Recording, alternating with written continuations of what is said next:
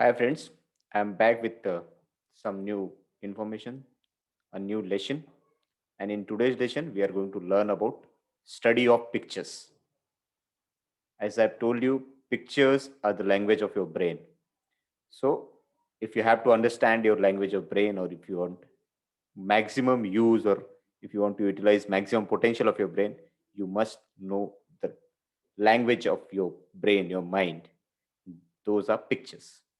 And today I'm going to explain or going to tell you about a very good technique, or I should say a bunch of techniques, how to study pictures, or how teachers should teach any chapter, any lesson to the students. And it is from the book Reading How to Teach It by Sarah Louise Arnold. So let us start our today's lesson. What she says, children delight in pictures. Every child lover knows how intently, with what delight, the baby's eyes gaze upon the pages of beloved picture book, long before the words which describe the picture can be spoken or even understood by the young student. The childish chatter is an attempt to express the delight in the treasure and the thoughts suggested by the picture. As the child grows older, pictures continue to be a source of pleasure. He names the familiar objects, talks about them, asks questions about them. Thus, he unconsciously grows in the power to see and to tell what he sees, taught by the many willing helpers who turn the pages of his book and interpret its pictures. Many a new idea creeps into the child's mind by the path of picture book. You'll be knowing, or you'll be loving your comic books. So those are actual something. Why you like those comics books, or why you love reading those books? Because they have more of pictures as well as some interesting story. Many an object which would be entirely foreign to his experience otherwise becomes familiar through its pages. Every new book put into his in his hands is first challenged by him to discover whether it contains pictures, and it is the pictures that first excite his desire to learn to read the story which they illustrate. It is true for me, because whenever I take some book, or whenever I try to read any newspaper or anything, I first look for the pictures. So it could be true for you also. Or if you are a visual learner, this is going to be the case for everybody. Or everybody has those visual learning abilities. So to some extent, it is true for almost everyone existing on this earth who reads, or who like reading, or who takes or pick up a book for reading. We cannot estimate the contribution which such books make to both knowledge and vocabulary. Most of us can think of scenes which we know only through their pictured semblances, yet seem to know well.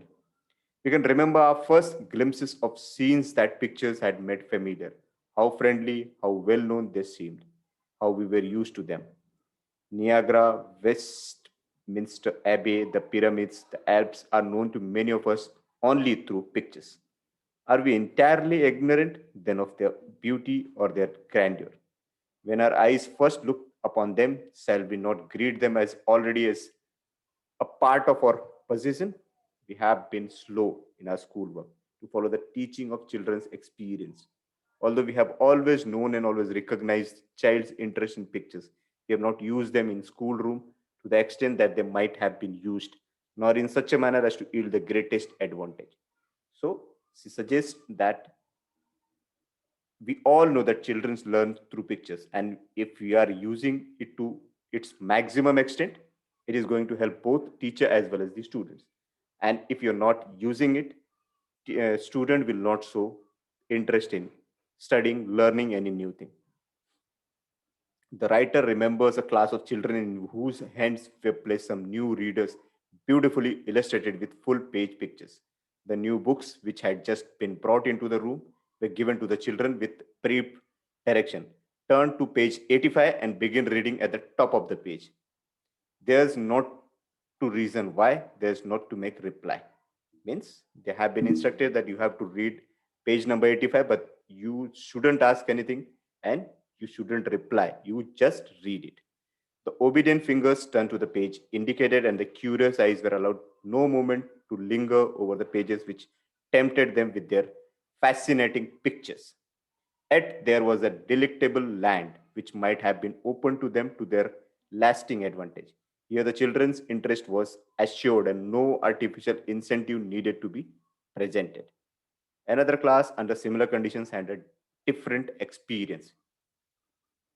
The teacher came and he said, "Here are new books." The teacher said to the children, "You will enjoy reading these stories. I know, but you will find pictures in them as well as stories.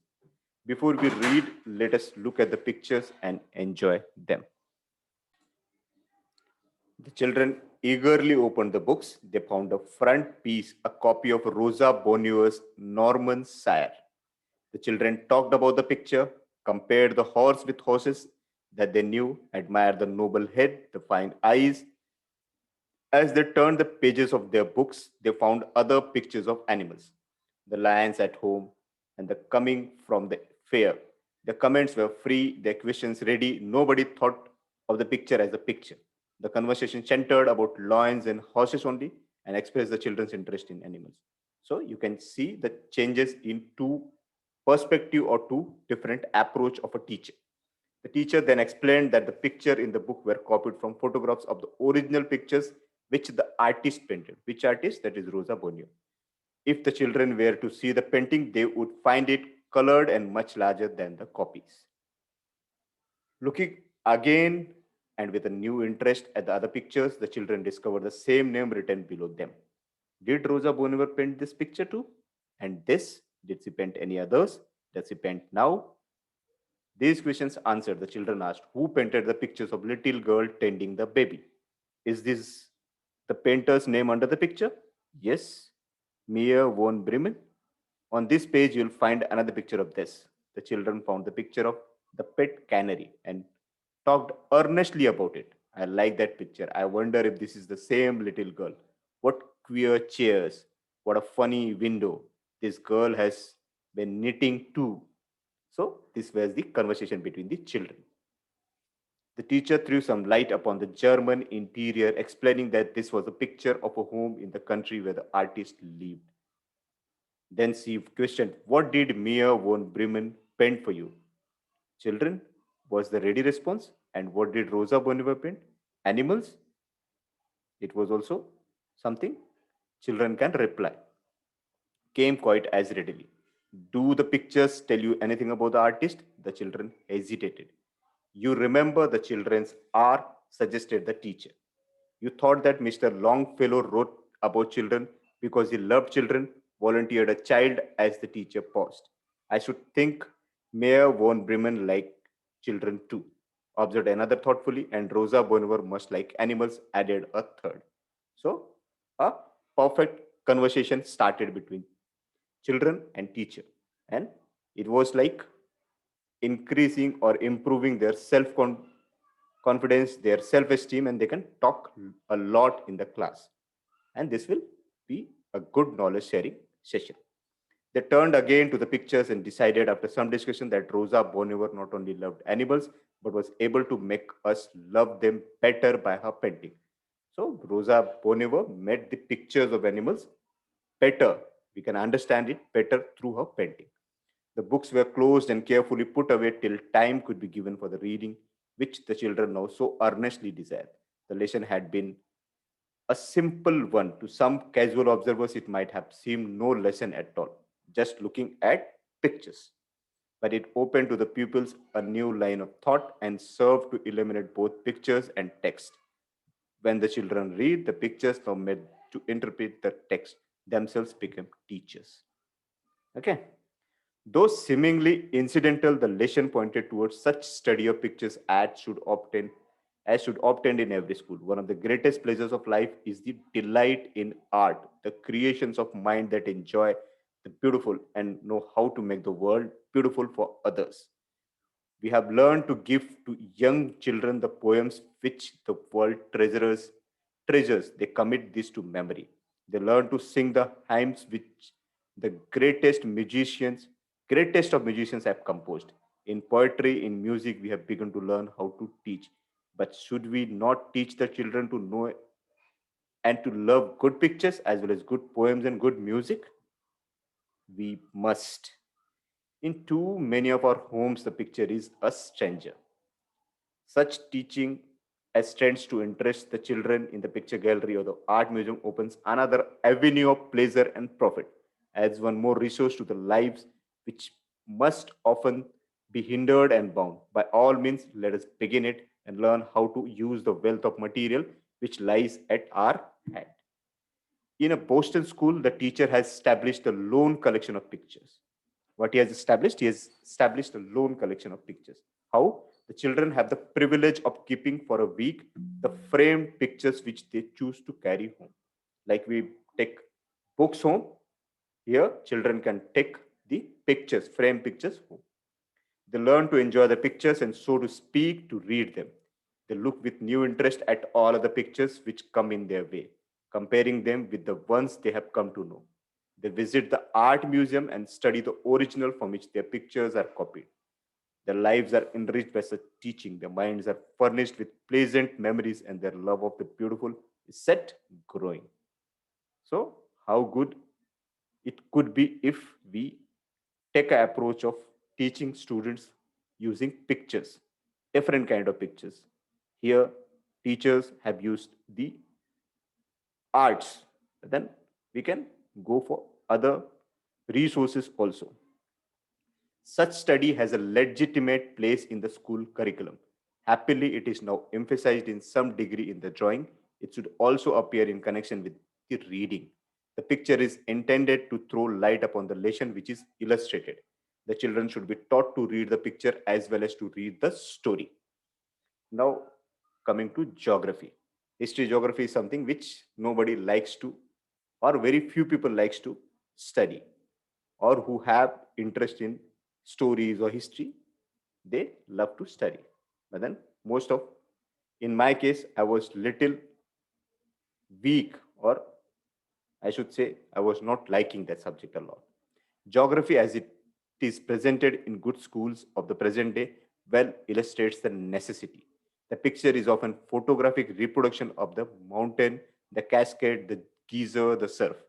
The text describes as clearly as words can describe, but the picture is far more faithful. It brings the scene before the eyes of the child, while words, misapplied or misunderstood, often build a wall between the pupil and the scene which they attempt to portray. What a good analogy is this! By using words, you are making a wall, but then by using pictures or videos, you are actually making students to learn it directly. They can understand that, they can understand that scene, they can see it in front of their eyes, and they'll be able to learn it better. It brings the scene before the eyes of the children, while words misapplied and misunderstood often build a wall between the pupil and the scene which they attempt to put.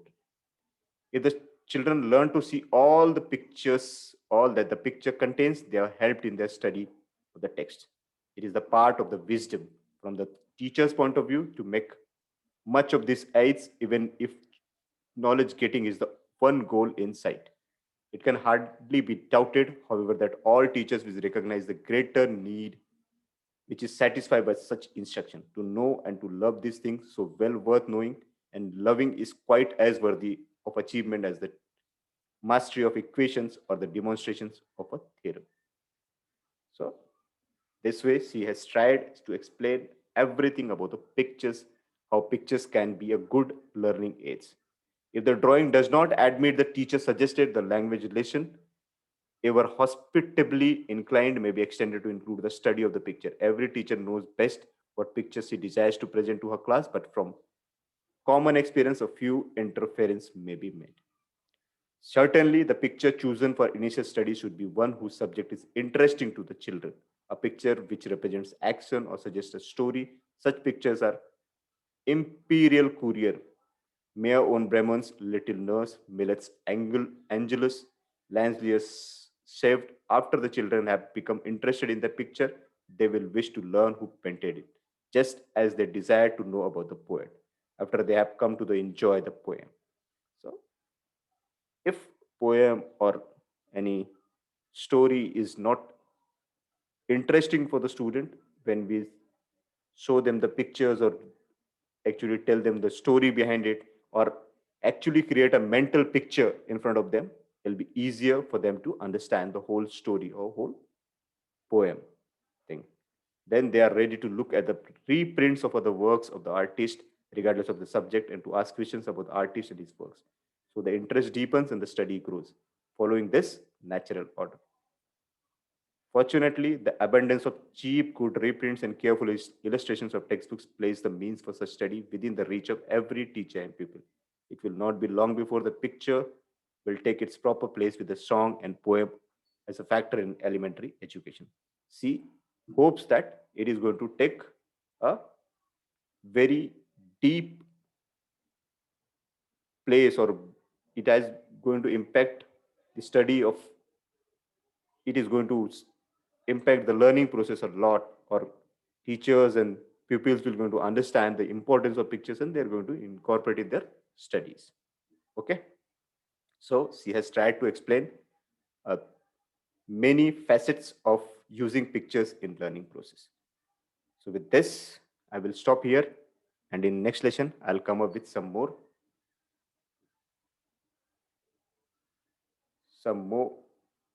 concepts, some more methods. So, and be ready for more lessons in the next. Be ready for the more such concepts in next lesson. So stay tuned for next lesson. Until then, keep learning and keep growing.